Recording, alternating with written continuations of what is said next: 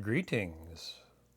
Someone had inquired on tutorials, how, how to how to draw, and I wouldn't presume to be an expert, to tell you the honest truth. Much of this has been due to lots of experimentation and lots of critical, nasty errors, failures, and whatnot. But out of that experimentation, I've come with a certain kind of style. And right here,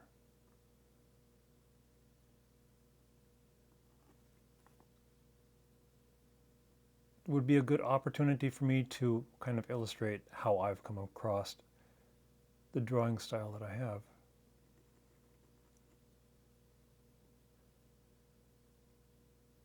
So this is not so the other project that has the space suits and the science fiction. This is similar. This new project, well, it's not a new project. Again, so many started projects, so little finished projects. But this current project, of the several current projects, wink wink, is a perfect opportunity to go into drawing technique, because it's composed of three separate stories that converge later on, but to help differentiate each separate story, there's going to be a slight alteration in how it's drawn. And this, of the three stories, is drawn in a much more loose and sketchy way. And so, using dip pens, it sounds like I'm saying using dip pens. Well, I'm almost that old. Well, maybe not. Anyway, diapers notwithstanding, using these steel nib pens, one of the things to remember is angle and pressure. And when I went to art school, one of the things I've noticed with people drawing with these particular pens is that they always seem to hold on to them like they were a log or a stick. And they put enough of the pressure in the hand, specifically in the hand. And one of the things about the hand is just there to help position the pen. An awful lot of the pressure is going to be in the wrist and the forearm. So to avoid adding too much pressure or not being able to modulate the amount of pressure, and a lot of this is going to be just experience and experimentation. So with this pen, conventionally they're supposed to work this direction, side to side, but this direction, but they're supposed to be, at this angle. And what I've learned is that you can use all sorts of different angles.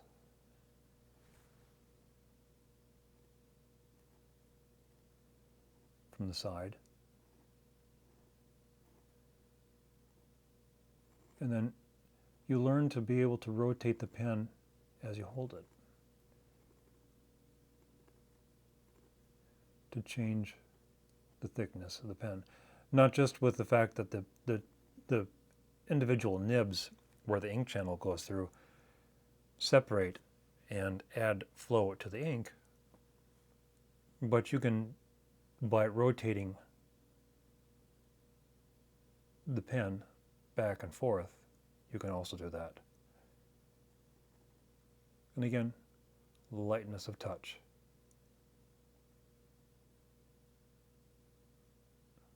My hands shiver just a smidge. Years of day jobs and working on cars and hammering on things, breaking knuckles on broken bolts and that kind of crap.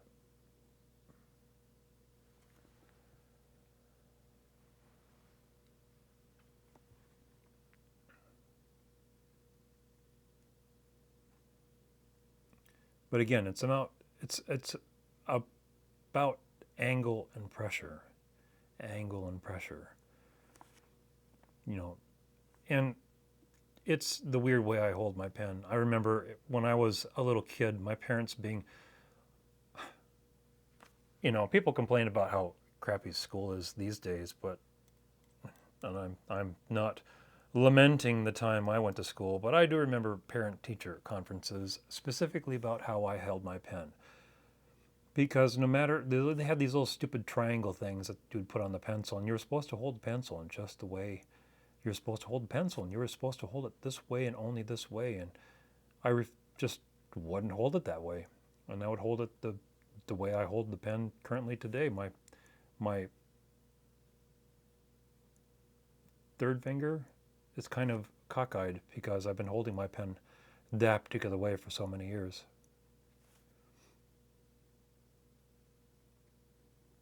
But it's just learning angle.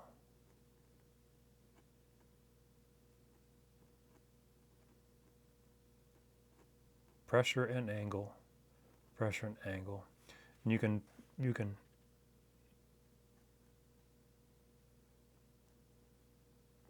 do something like that and hold the pen almost vertically to get a scratchy. And then as you do that, you can transition to thicker lines.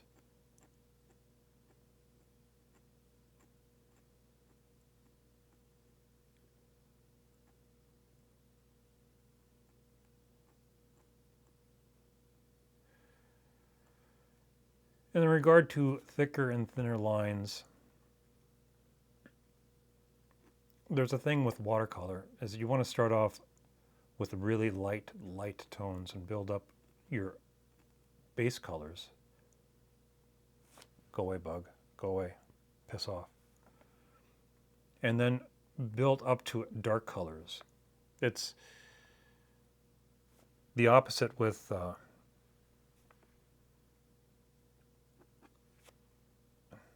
from what I remember, it's opposite with oil painting. So you want to go off with a not a dark tone, but a relatively uniform.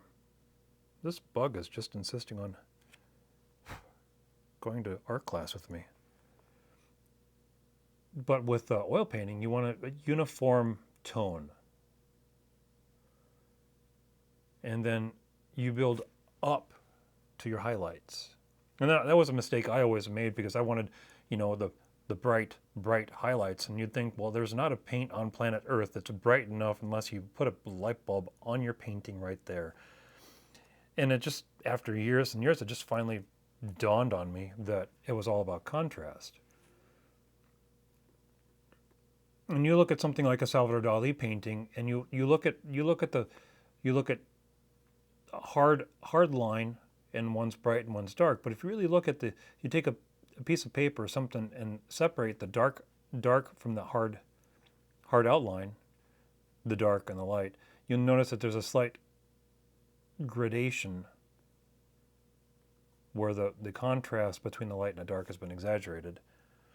But that's how it is that the sun pops because the background is quite a bit darker than the sun, and the moon pops in a painting because the sky is so much darker than it would naturally be. It's when people take photographs of the moon, they always come out with a white disk, and when you're taking a picture of the moon at night, it's usually best to have a camera in manual and learn how to go that route. But you'd have to have the camera meter off the moon and the moon alone, because you're metering off of direct sunlight, because it's a reflection of direct sunlight. But the camera is going to meter off of everything, the light and the dark, and average it out. And so you're always going to be with a disc of white, if that makes any sense.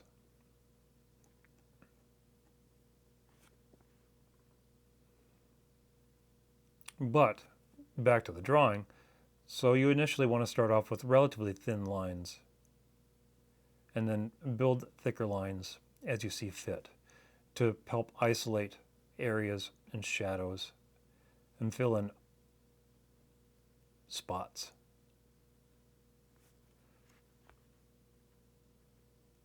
Again, light, light, light pressure.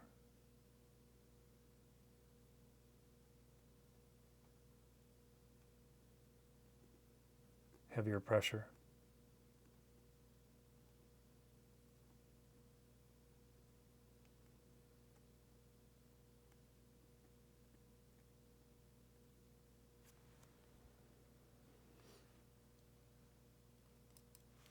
And one last thing before I finish this.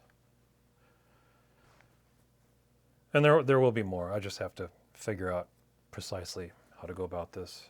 I've never been asked how I draw before. Most of the people I know don't really give it a thought. So with pens, not depends, with pens, they're all manufactured. There's a process, they're all manufactured, they're all stamped out from the same sheet of steel. Yet, each of these pens is just slightly different. And paper has a tendency to be, to varying degrees, abrasive. And so, as you draw with one pen point or another pen point, the pen is going to draw slightly different than the other pen point. And that's why I have a vast variety of 102 nibs on different pen holders. And I use old broken 10-0 brushes and the like for pen holders, or some dowels when I cut them down, because the different pen holders identifies what kind of character the pen has. So some pens are only going to be bold point. They're only going to do thick lines. And some are really fine lined. But it depends on how, as you draw with them, they kind of evolve and take shape. It seems kind of weird, but from my experience, after a little while, each pen point takes on kind of a personality. And once you learn and develop that personality through practicing angle and pressure, you will find certain pens are good for certain things and certain other pens are good for certain things. So it's always good to have a set of different pens. And I'll get into that at a later date, but for now, I guess that's what I've got so far. So, see you later.